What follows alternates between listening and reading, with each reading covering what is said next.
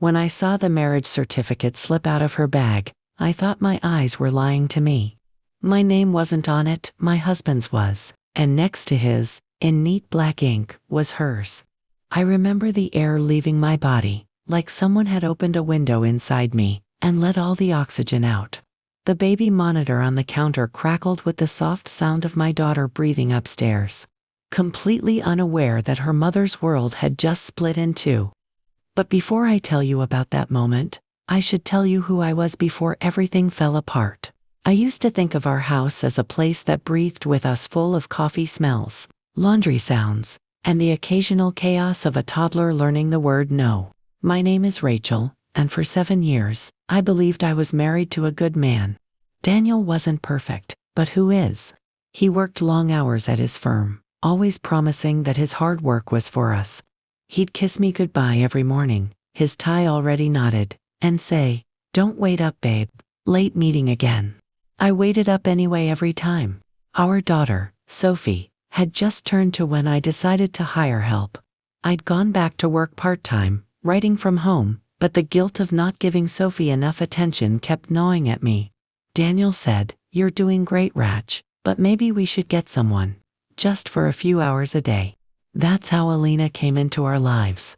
She was soft-spoken when we met, maybe 27, with dark hair pulled into a braid and eyes that didn't seem to rest on anything too long. She told me she'd moved recently, needed steady work, loved children. Something about her calm voice made me feel I could trust her. I told Daniel about her, and he nodded absent-mindedly, scrolling through his phone. "If you like her, hire her," he said. I did. The first few weeks were blissful in a domestic sort of way. Alina was efficient, polite, almost invisible in her movements. She sang to Sophie in a language I didn't recognize, and Sophie, who rarely warmed to strangers, laughed and reached for her. The house felt lighter. Sometimes, when Daniel came home early, he'd greet her briefly before heading upstairs to shower. Once or twice, I noticed something odd, a flicker of recognition in his eyes, as though he was about to say something more, but then he'd smile at me, and it would pass. I didn't think much of it then. Marriage, I told myself, is built on trust. You don't survive parenthood without believing the person beside you is on your side. One rainy Friday afternoon, I was sitting at my desk trying to meet a deadline while Sophie napped. Alina was in the kitchen folding laundry. I remember glancing up to see Daniel's car pulling into the driveway far earlier than usual. He came in, startled to see Alina still there. "Didn't know you were still working," he said. His tone caught somewhere between surprise and something else I couldn't name. Alina lowered her head. "I was just finishing up, sir." "Sir?" The word hit me strangely too formal, too rehearsed. He smiled thinly, then walked over to me and kissed the top of my head. "How's my favorite girl?" he said, but his voice felt tight.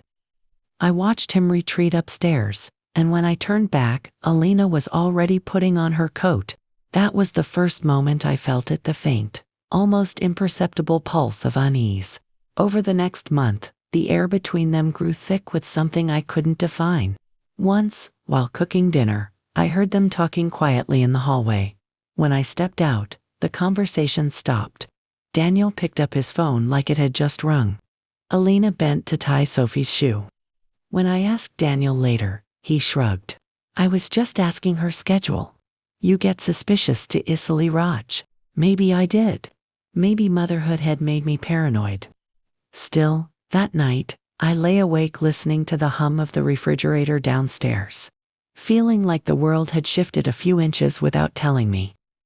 The following week, Alina called to say she'd left her wallet at our house. She asked if she could stop by that evening to pick it up. I told her yes, even though Daniel was still at work, or so he said. When she arrived, the house was dim except for the lamp in the entryway. She thanked me softly, her eyes darting around. "I hope I didn't cause trouble," she said. "Of course not," I smiled, though I felt her nervousness vibrating between us. Then, just as she turned to leave, headlights flashed through the window. Daniel's car. He came in, froze when he saw her, then recovered quickly. "Alina forgot something, huh?" She nodded. Yes, sir. He laughed awkwardly, but I saw it that brief, flickering look. Recognition too deep for employer and employee. Later that night, while folding laundry, I replayed the scene in my head. His tone, her posture, the way she avoided my eyes. Something wasn't right. 2 days later, I found the first clue. Alina had gone upstairs to settle Sophie for her nap. I was cleaning up the toys in the living room when her phone buzzed on the counter. Normally I would never touch it, but the notification preview caught my eye. It said, "Can't talk now. She's here." I froze. My name isn't she. Before I could think, I heard footsteps Alina coming down the stairs. I moved away from the phone, heart pounding, pretending to wipe the table. She picked up the phone, glanced at the screen, then at me. "Everything okay?" I asked, my voice steady. She smiled faintly. "Yes, ma'am, just my cousin." But her hands trembled. That night, I told myself I was imagining things. Maybe it really was her cousin. Maybe Daniel was right. I was getting suspicious for no reason. Yet deep down, something old and instinctive whispered, "You already know the truth. You just don't want to see it." A few days later, it showed itself anyway. I'd gone upstairs to grab Sophie's blanket from the guest room, the room Alina sometimes used to rest when Sophie napped. Her bag was open on the floor, half unzipped out of habit. I bent to zip it closed and that's when a folded piece of paper slipped out. It was an official-looking document, thick paper, embossed seal. A marriage certificate, and the groom's name, printed neatly on the line, was Daniel Lewis. My fingers shook as I traced the second name. Alina Ruiz Lewis. For a long moment, I couldn't breathe. The sound of the clock in the hallway grew deafening. Somewhere downstairs, Sophie stirred in her sleep, the baby monitor crackling softly. Everything's the dinners, the late nights, the awkward glances crashed into place with a sickening click. My husband, my nanny, and a secret marriage I was never meant to find. For a few minutes, I just stood there, staring at that paper like it was written in a language I couldn't understand. The room tilted slightly, or maybe it was me. My heartbeat felt too loud for the small space. I wanted to believe it was a mistake, maybe a coincidence, maybe another Daniel Lewis. But then I saw it, right under the date, our home address, my address. There was no mistake. I remember folding the paper carefully, as if treating it gently might make it less cruel. I slipped it back into the bag, zipped it shut, and sat down on the edge of the bed. My hands were cold. My mind was a blur of static. 1,000 questions stormed through me when, why? Who is she really? But beneath them all was one pulsing thought. He did this while building a life with me. That evening, I moved like a ghost through my own house.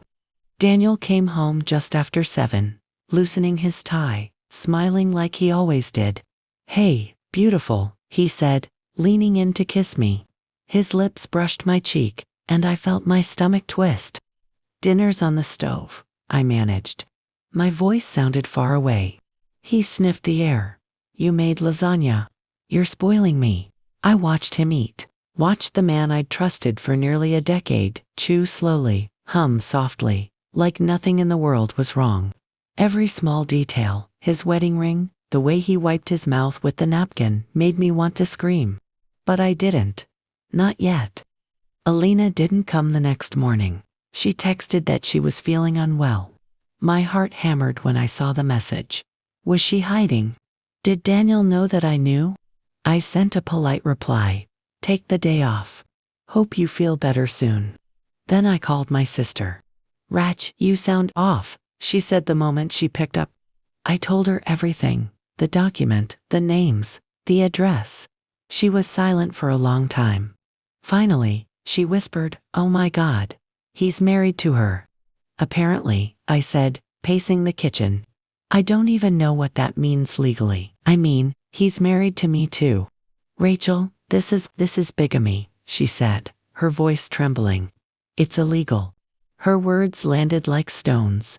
I hadn't even processed that part yet. Illegal.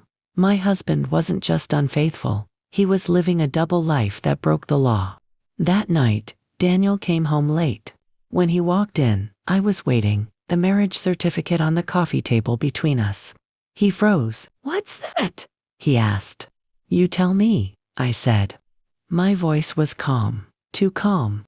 He picked up the paper, glanced at it, and I saw the blood drain from his face. He didn't even try to pretend. His shoulders sagged. "Where did you get this?" "From her bag," I said. "Our nanny's bag. Or should I say your other wife's bag?" He closed his eyes for a moment, then sat down. "Rachel, it's not what you think." I laughed, sharp, bitter, nothing like me. "Not what I think.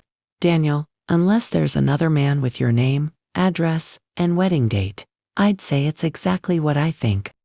He ran his hands through his hair. "It was before you. It was years ago. I thought it was an... Don't lie." My voice cracked, my hands shaking. "You look at her like she's yours. Don't you dare tell me this is some clerical error." He didn't answer. That silence, that awful, heavy silence told me everything. The next days were a blur. He slept in the guest room. Alina didn't return to work. I stayed up late, rocking Sophie, trying to remember when my marriage had started to rot. There had been hints, the unexplained absences, the sudden work trips, the way he'd shut down certain topics. But I'd believed his excuses because believing him was easier than imagining he could do this. The nights stretched long and airless. Sometimes I'd hear him crying quietly through the wall. Other times, I'd picture Alina. Was she crying too? Did she know about me the whole time? The questions gnawed at me until I couldn't take it anymore. On the third day, I drove to the small apartment address listed on the certificate. It was on the other side of town, quiet, nondescript. My hands gripped the steering wheel so tightly they ached. When the door opened, Alina stood there, pale, startled, like she'd seen a ghost. "Rachel," she whispered. "I need answers," I said. "Now." She hesitated, then opened the door wider. "Come in." The apartment was simple, tidy, smelling faintly of lavender and baby powder. There were toys in the corner, but not for my child. A framed photo on the table caught my eye. Daniel holding a baby boy I'd never seen. My knees nearly gave out. "That's your son." She nodded slowly. "Yes, he's two." My world split again. 2 marriages. 2 children. 2 lives built on lies. I sat down, shaking. "How long have you known about me?" Her eyes filled with tears. "I didn't, not at first. When he hired me, I thought it was a coincidence. I didn't even realize it was you, his other wife, until I came to your house. When I saw Sophie, I froze. She looks just like him." I felt something hot rise in me, anger, grief, disgust, pity. "So why didn't you tell me?" I asked. She wiped her face with trembling hands. "Because I was scared. He promised me he'd fix it. He said he loved me too, that he just needed time to sort things out." "Sort things out," I repeated, almost choking. "You mean choose which family to keep?" She looked down. "He said he couldn't lose either of us." The words hung between us like poison. When I left that apartment, the cold air hit me like a slap. I sat in my car, gripping the steering wheel, watching my breath fog the windshield. For the first time in my life, I felt completely hollow. Not angry, not even sad, just empty. By the time I drove home, I knew one thing for certain. I couldn't let him decide my life anymore. I was going to take it back. That night, I went into the guest room where Daniel was pretending to sleep. I spoke to her, I said. His eyes opened slowly. "I figured you might." "You have a son," I said quietly. He sat up. "Rachel, please." "No," I cut him off. "You don't get to talk. You don't get to explain how you managed to have 2 wives and 2 children. Tomorrow, you're going to pack your things and leave this house. I'll handle everything else." "Everything else?" he asked, confused. I looked him dead in the eye. "Custody lawyers, the truth." The next morning felt strangely calm, like the air just before a storm. I woke before dawn, the house silent except for the soft hum of the fridge and the faint ticking of the hallway clock. I stood by Sophie's crib, watching her small chest rise and fall, her fingers curled around the corner of her blanket. She was innocent in all this. She didn't know her father had built a lie so large it could crush us both. That thought alone gave me strength. Daniel came downstairs around 7. He looked pale, unshaven, his eyes rimmed red. He paused in the doorway when he saw me sitting at the table with a folder in front of me, the marriage certificate, copies of our own wedding documents, and my phone already recording. "Sit down," I said. He hesitated, then pulled out a chair. "Rachel, please. I know I've hurt you, but—" "Hurt me?" I said, my voice steady but sharp. "You committed bigamy, Daniel. That's not just hurt. That's a crime." He swallowed hard, glancing towards Sophie's room. "Can we not?" "No," I interrupted. "We will. Because I'm not going to pretend anymore. You've lied enough for both of us." He leaned forward, his voice cracking. "I never meant for any of this to happen. I was young when I married Alina. I thought we were over. She moved away. And then I met you, and I didn't know how to tell you." I stared at him for a long moment. "So you didn't tell me? You hired her as our nanny instead." He buried his face in his hands. "I thought I could fix it before anyone got hurt." "But we are hurt," I said softly. "All of us. You, me, her, and 2 children who didn't ask for this mess." He didn't answer. And for the first time, I didn't fill the silence. I let it hang there, the weight of his choices echoing louder than any words. By noon, he was gone. He packed a few bags, muttered something about staying with a friend, and walked out the door. I stood at the window, watching him drive away until his car disappeared down the street. I expected to feel relief. Instead, I felt numb. Still, I had work to do. That afternoon, I called a lawyer. Her name was Marlena.com, practical, with a voice that carried quiet authority. When I explained everything, she didn't sound surprised. "Unfortunately," she said, "cases like this do happen. But you have the upper hand. You have documentation, evidence, and proof of deception." I pressed my fingers to my temple. "What can I do?" "We'll start with legal separation and file a report for bigamy. It'll protect your rights, especially regarding property and custody." "Will he go to jail?" I asked. She paused. "Possibly. But what's your goal, Rachel? Punishment or protection?" The question stayed with me long after I hung up. I didn't want vengeance. I wanted peace. I wanted safety. I wanted truth. Over the next few weeks, life became a strange mix of chaos and quiet.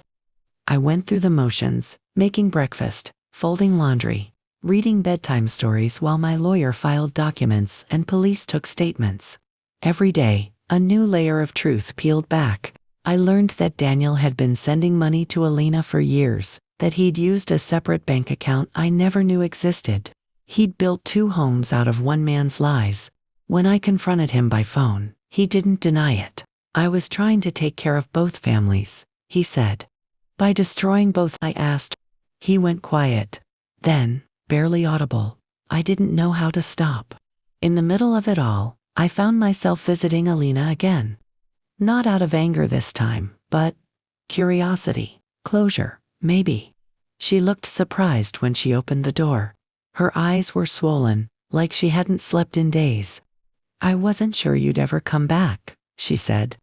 "I almost didn't," I admitted. "But we need to talk. About what comes next." She nodded and gestured for me to sit. The little boy, her son, peeked from behind the couch, clutching a toy truck. When our eyes met, something inside me softened. He was just a child. None of this was his fault either. "Alina," I began carefully, "I'm pressing charges for bigamy. You should know that. But I'm not coming after you. You were lied to too." Her lips trembled. I didn't mean to destroy your family." "I know," I said. "But he destroyed both of ours. The least we can do is make sure our children don't grow up in lies." For the first time, she looked at me not as an enemy, but as another woman caught in the same web. We sat there for a while, 2 mothers, bound by the same man's betrayal. finding fragile solidarity in the wreckage.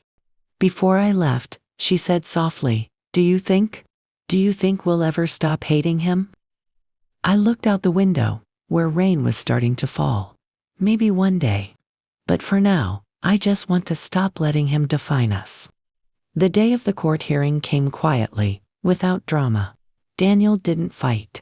Maybe he was too tired, or maybe he finally understood what he'd done. He admitted to the dual marriage, to the deception. The judge's words were firm, but not cruel. "Mr. Lewis, you knowingly entered into 2 marriages, deceiving both parties.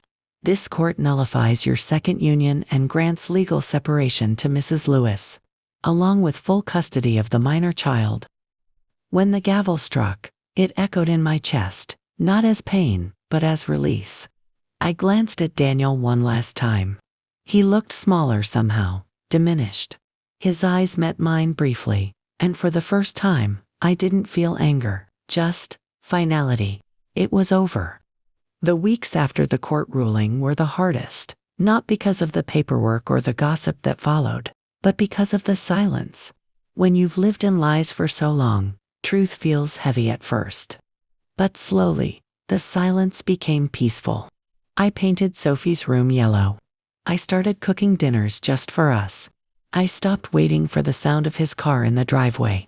One evening, while putting Sophie to bed, she looked up at me and said, "Mommy, why doesn't Daddy live here anymore?" I brushed her hair gently. "Because sometimes, sweetheart, grown-ups make mistakes. Big ones. But we're okay, you and me." She nodded sleepy-eyed. "Okay."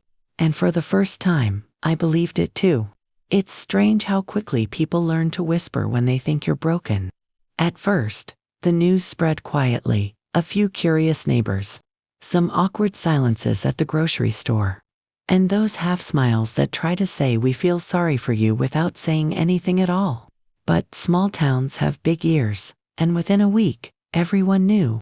Daniel Lewis, the family man with the perfect lawn, the PTA volunteer, the church treasurer, had a secret wife, and I was the woman who unknowingly shared him.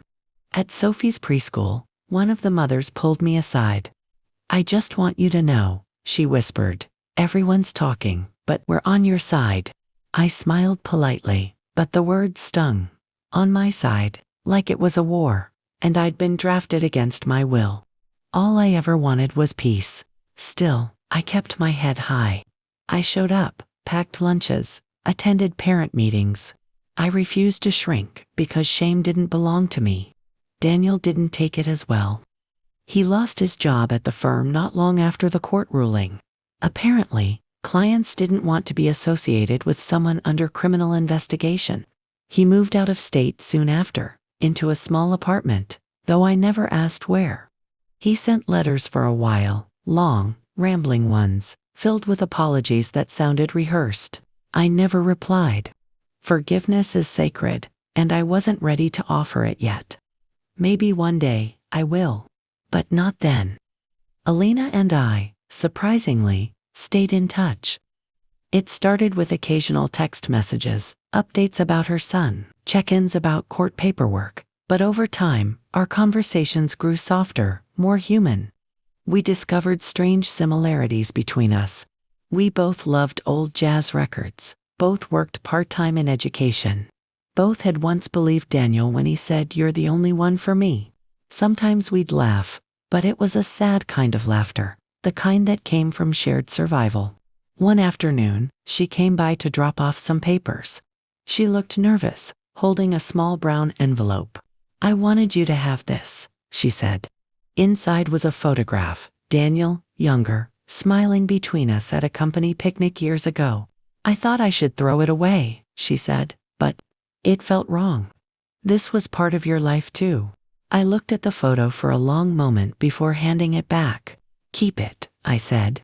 "That man doesn't exist anymore." She nodded. "You're stronger than me, Rachel." "No," I replied softly. "Just finished pretending sooner." Months passed. The gossip died down, replaced by new scandals, new distractions.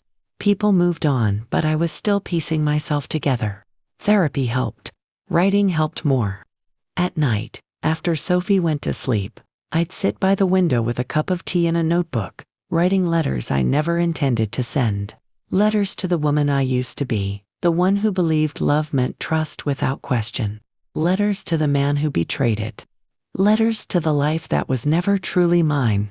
And slowly, I began to feel lighter. Then came the church fundraiser.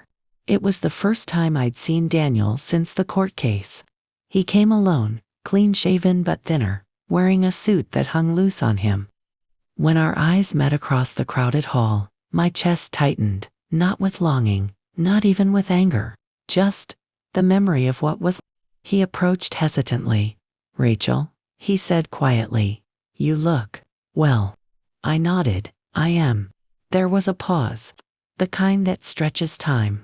"I don't expect you to forgive me," he said, his voice shaking slightly. "I just wanted to thank you for not making this uglier than it already was."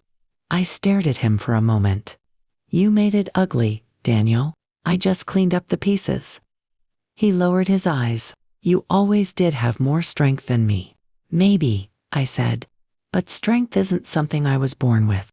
You gave it to me every time you lied."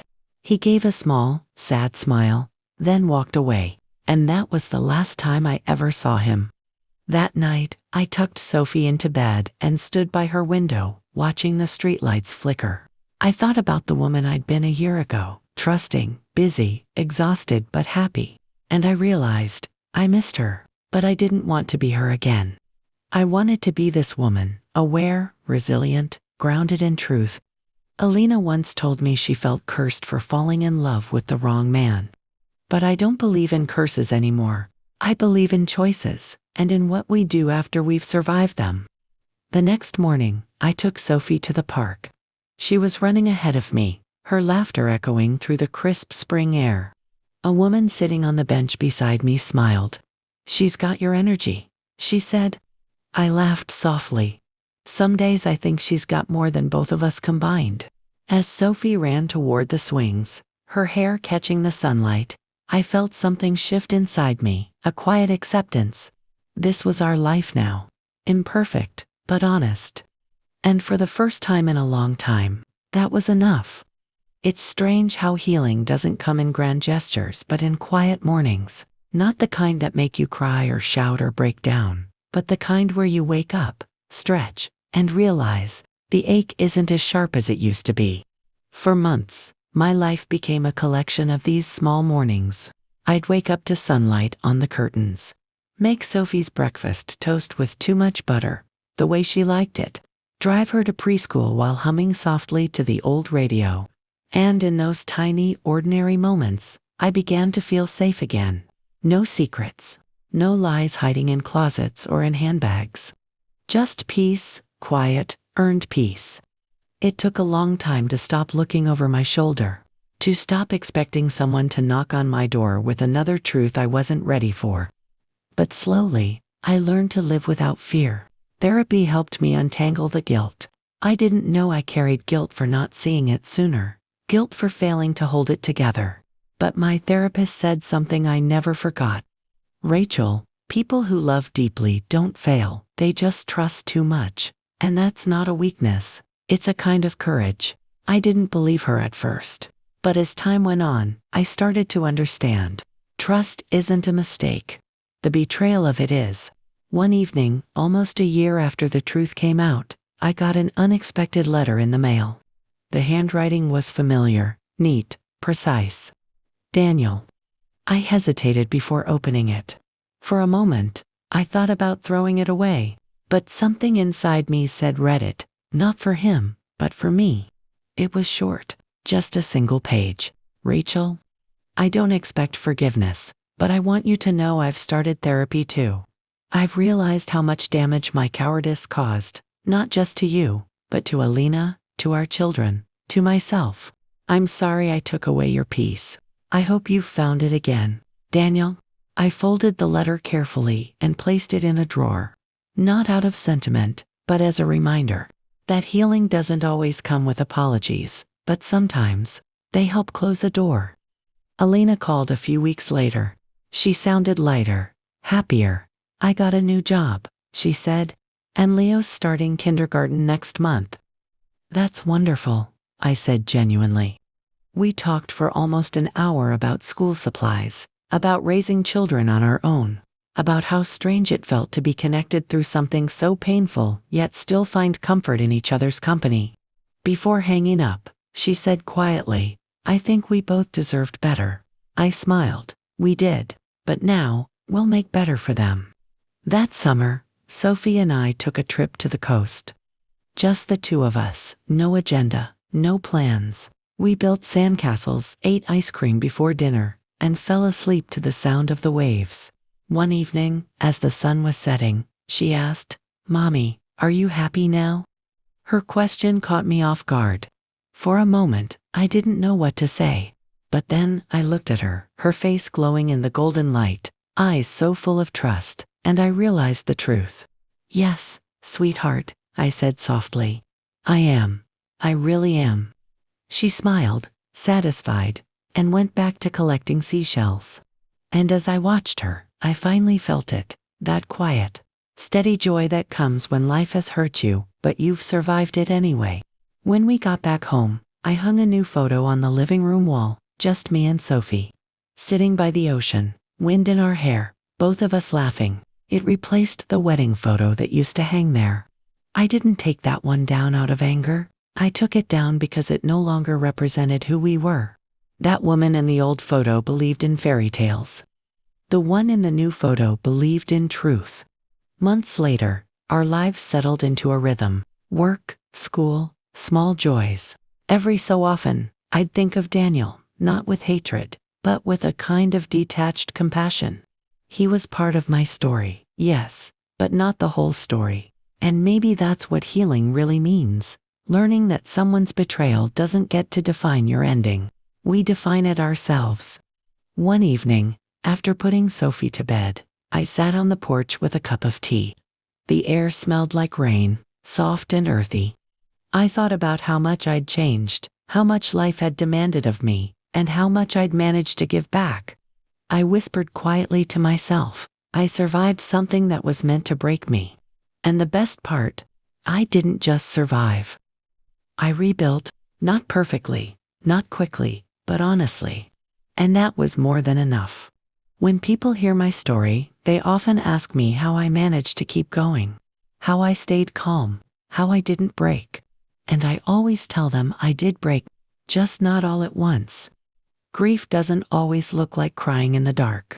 Sometimes, it's standing in your kitchen, staring at the same cup of coffee for hours, because your life doesn't make sense anymore. Sometimes, it's learning to smile again, even when the smile feels foreign. But here's what I learned. Pain changes you, yes, but it also clears your vision. It shows you what was real, and what was just comfort disguised as love.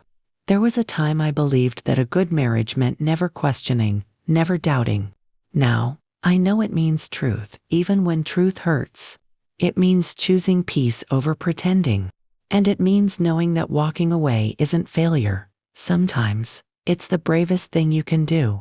Because staying in a lie doesn't make you loyal. It just makes you lost. If you're listening to this and you've ever been betrayed, I want you to know something. You can start again. You can build something real, even if it's just you and a child, or you and your peace, or you and your freedom. Your worth isn't tied to who stayed with you. It's tied to who you became after they left. Sometimes, the biggest act of revenge is simply living well. With dignity, with honesty, with softness that refuses to turn into bitterness. I don't hate Daniel. Hate would keep me tied to him forever. I simply let him go with the truth, and with the silence that follows truth. And that silence, it's not empty. It's healing. If you've made it this far into my story, thank you, truly. Not just for listening, but for feeling with me. Because that's what stories like mine are for. To remind us that we're not alone in the things we survive. So, tell me, what would you have done if you were in my place? Would you have confronted her? Stayed silent? Walked away sooner? Tell me in the comments. And if you believe that truth, no matter how painful, is always worth it in the end, then don't forget to subscribe. so you can hear more stories like mine. Because somewhere out there, another woman is learning to rebuild from the ashes. And maybe, she needs to hear that it's possible.